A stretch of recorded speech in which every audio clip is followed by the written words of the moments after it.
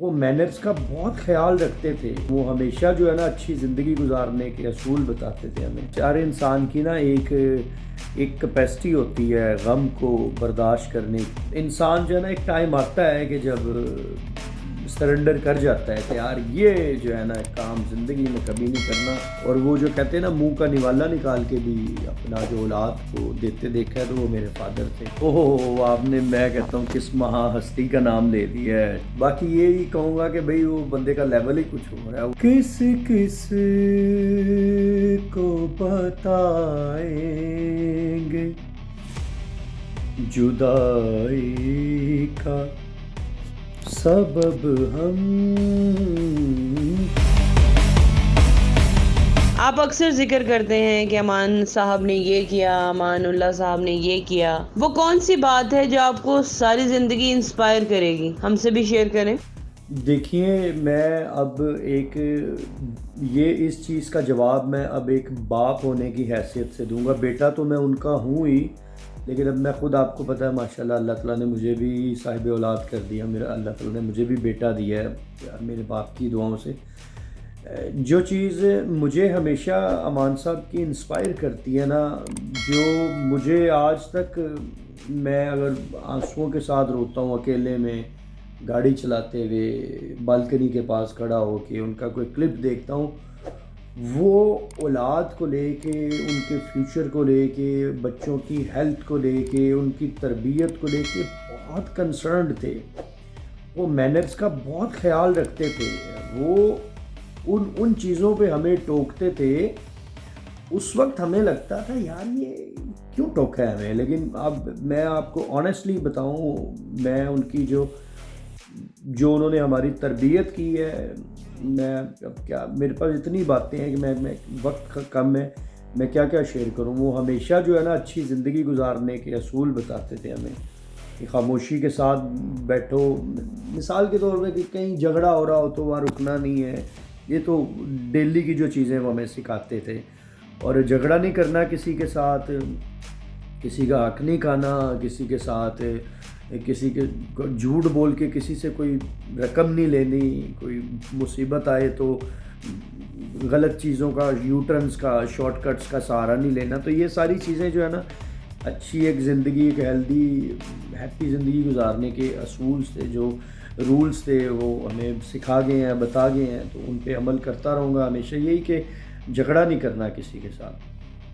عدنان صاحب میں پوچھنا چاہتی ہوں کہ امان اللہ صاحب نے اپنے کچھ انٹرویوز میں اس بات کا بھی برملا ذکر کیا ہے کہ انسان کو کبھی دوسری تیسری شادی نہیں کرنی چاہیے، جبکہ وہ اپنے پروفیشنل لائف کے اندر جب تک بہت زیادہ ایکٹیو تھے انہوں نے اس چیز کا اظہار نہیں کیا، لیکن اپنے آخری دنوں میں ان کو اس چیز کا ریگریٹ تھا. تو آئی وانٹ ٹو نو کہ ایسا کیا ہوا جو انہوں نے اس بات کو آن ریکارڈ کہا. کیا آپ ہم سے شیئر کرنا چاہیں گے؟ بڑا اچھا سوال کیا آپ نے. دیکھیے امان صاحب کی ہر انسان کی نا ایک کیپیسٹی ہوتی ہے غم کو برداشت کرنے کی، سٹریس کو برداشت کرنے کی. اب چونکہ وہ اس سچویشن میں آ چکے تھے کہ ان کی ہیلتھ بہت زیادہ کمپرومائز ہو گئی تھی. پہلے تو وہ جسے کہتے ہیں نا وہ فائٹر انسان تھے. ان کی انرجی جو ہے وہ اللہ اکبر، جو ہم نے دیکھا ہے تھوڑا سا سو کے 2 شو کیے اور تھوڑا سا سو کے چلے گئے، ریہرسل کی، پھر 2 شو کیے، پھر شوز کے بعد باہر گاڑیاں لگی ہوتی تھی. ان کی انرجی کی بات کر رہا ہوں. پبلک کے پرائیویٹ ایونٹس بھی کرتے تھے. صبح دن چڑھتا تھا، سورج جب طلوع ہوتا تھا تو اس وقت وہ گھر آتے تھے.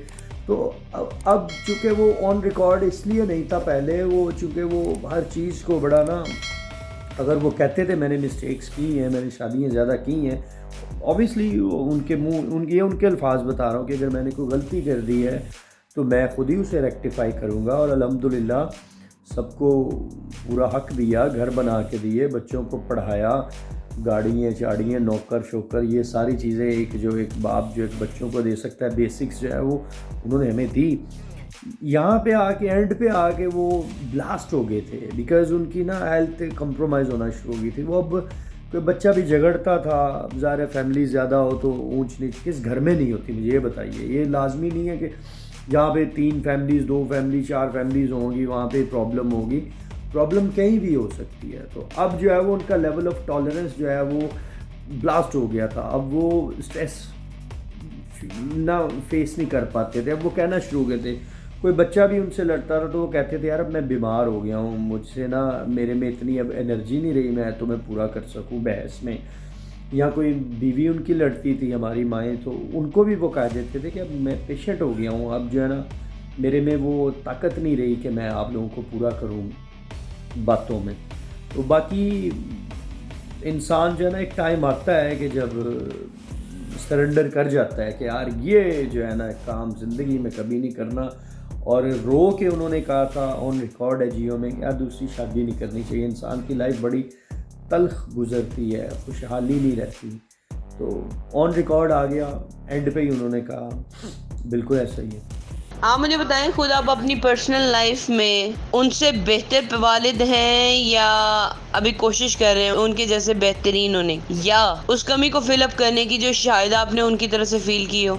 नहीं नहीं नहीं नहीं नहीं, मैं बिल्कुल भी उनके जैसा मैं बाप तो बिल्कुल नहीं बन सकता। वो बियॉन्ड द लिमिट थे। हकीकत बताऊँ आपको, वो यार मैं आपको कैसे बताऊँ कि मैं फॉर इंस्टेंस मैं यहाँ हूँ इस वक्त, तो अगर उन्होंने मुझे कॉल भी करनी हो ना, अगर वो होते और मैं उनकी मौजूदगी में इंग्लैंड आता और मैं साहिब औलाद होता, मैं विश करता हूँ होते, अगर वो जो अचीवमेंट्स मेरे पास आ रही हैं वो देखते, तो आपको अंदाज़ा नहीं उन्होंने मेरी कितनी केयर करनी थी। कहाँ सोना है, क्या खाना है, क्या चलाना है, नौकरी का क्या बना है, कितने पैसे तेरे पास हैं, कितने पैसों से तेरा गुजारा हो जाएगा, ये पैसे तेरे से कितने दिन चलेंगे, कितने घंटे तक तू ये सरवाइव कर लेगा।